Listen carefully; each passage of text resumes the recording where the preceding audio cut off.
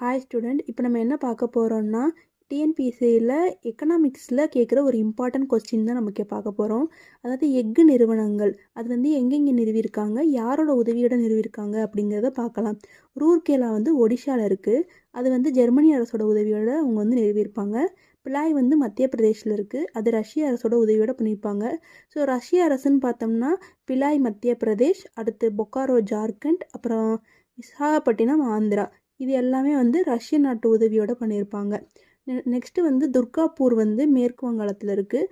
அது வந்து இங்கிலாண்டோட அரசோட உதவியோடு அவங்க வந்து பண்ணியிருப்பாங்க. அடுத்து வந்து பர்னாப்பூர் வந்து மேற்கு வங்காளத்தில் இருக்குது. அது வந்து தனியார் துறையிலேருந்து பெறப்பட்டது. அடுத்து வந்து பேர்ன்பூர். பர்னாப்பூர் வேறு, பேர்ன்பூர் வேறு. ஆனால் ரெண்டுமே வந்து மேற்கு வங்காளத்துலேருந்து தான் இருக்குது. ஆக்சுவலி இது ரெண்டும் ஒரு இதை தான் போட்டிருக்காங்களா என்னென்னு தெரியலை.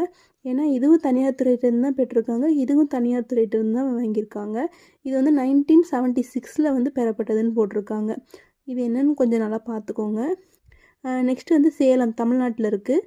இது வந்து இந்திய அரசு தான் நிறுவியிருக்காங்க, எந்த ஒரு வெளிநாட்டோட உதவியும் இல்லாமல். அதே மாதிரி விஜயநகர் கர்நாடகாவில் இருக்குது. அதுவுமே இந்திய அரசோட உதவியோடு தான் பண்ணியிருக்காங்க.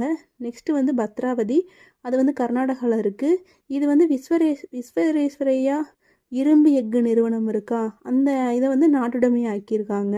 ஸோ இது வந்து மத்திய அரசுக்கும் சொந்தம், மாநில அரசுக்கும் சொந்தம். ஸோ இது ரொம்ப நல்லா பார்த்துக்கோங்க, இது ரொம்ப இம்பார்ட்டன்ட்.